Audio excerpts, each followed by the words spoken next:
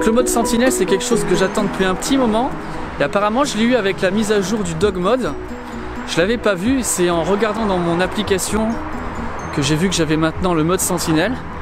Donc on va rentrer dans la Tesla et on va regarder comment ça fonctionne. Tiens, au passage, il y en a qui m'ont demandé par rapport au WAP de la console centrale si ça tenait bien dans le temps. Et regardez, ça rend super bien. Je suis toujours ultra fan. Je vous mets le lien pour ceux qui n'ont pas encore vu la vidéo de l'installation. Ça tient super bien. Bref, nous on était là pour regarder Sentry Mode. Donc, si je vais ici, Sentry Mode c'est donc un ajout de sécurité. On va dans voiture, la sécurité. Et là on a le mode sentinelle.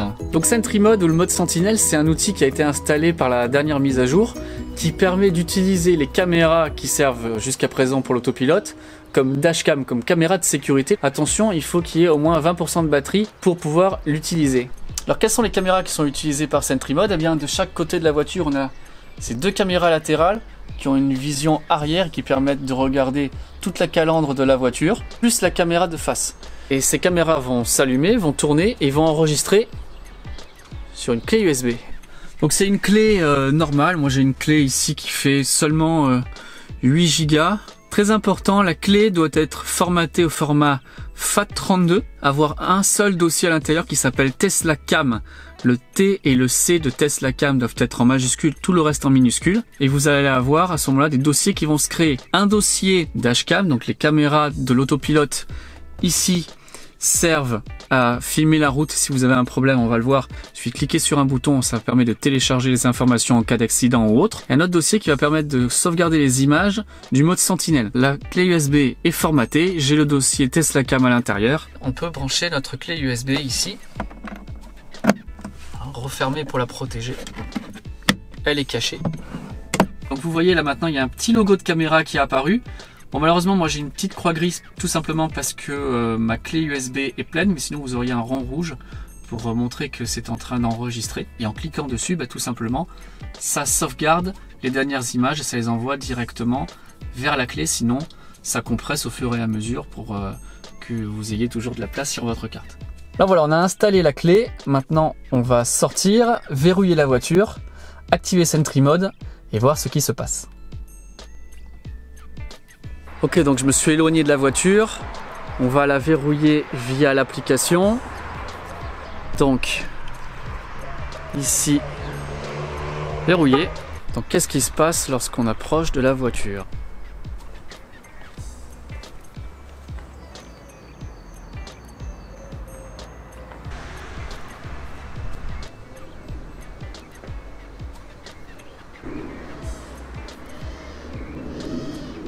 Voilà, vous l'avez vu, Sentry Mode s'est tout de suite activé parce qu'il a vu que quelqu'un tournait autour de la voiture. Les lumières avant se sont mises à flasher et l'écran m'a prévenu que Sentry Mode était actif et que les caméras commençaient à enregistrer, à me filmer. Donc ça peut être vraiment quelque chose de dissuasif. Bon, autre point intéressant, mais bon là j'ai pas envie de le faire pour pas réveiller tout le quartier, mais si on tambourine sur la carrosserie ou sur les portes-fenêtres, l'alarme se met automatiquement en route. Alors je suis curieux de tester un petit peu, voir comment fonctionnent les caméras pour Sentry Mode. Donc on va essayer de les masquer avec des post-it. Je prends une feuille et je vais la mettre ici pour masquer la caméra. Ok, on va voir si Sentry Mode maintenant est biaisé. Je peux même rentrer dans la voiture. La caméra me voit pas. Par contre si je vais en face... Ah oui, en face, elle n'est pas masquée, donc Sentry Mode m'a bien détecté. On va essayer quand même maintenant avec la caméra de face. Pareil, je prends un post-it, je vais mettre là devant, passer devant. Et là, Sentry Mode s'est activé. Je vais réessayer, couvrant un petit peu mieux. Ça doit être certainement la caméra de gauche qui doit fonctionner. Celle-là, elle n'est pas couverte. Couvrir la caméra de gauche, là que les trois caméras sont bien couvertes. Il nous a vu à travers le post-it quand même. Je vais mettre plus de feuilles. Ok, là c'est bien couvert, il ne nous voit pas. Non, est-ce qu'il nous voit devant? Non, marche pas. Par contre, celle-là, elle n'est pas couverte.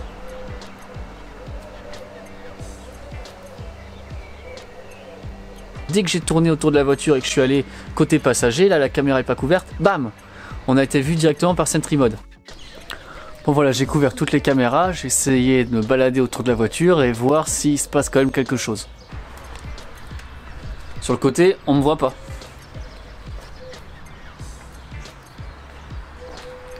À l'avant, visiblement pas plus. Et côté passager, toujours pas. Donc ce sont bien ces 3 caméras là qui font travailler Sentry Mode. Si pour m'amuser j'enlève par exemple celle-là, à mon avis je vais pas faire long feu. Sentry Mode va me repérer de suite. Attention.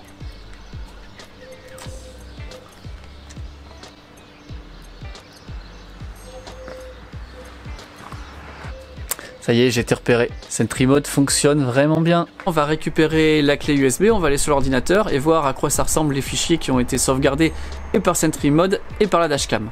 Je l'ai nommé Tesla Cam. Voilà le fichier. Donc majuscule à T de Tesla et à C de Cam. C'est le seul fichier que vous devez avoir sur votre clé USB.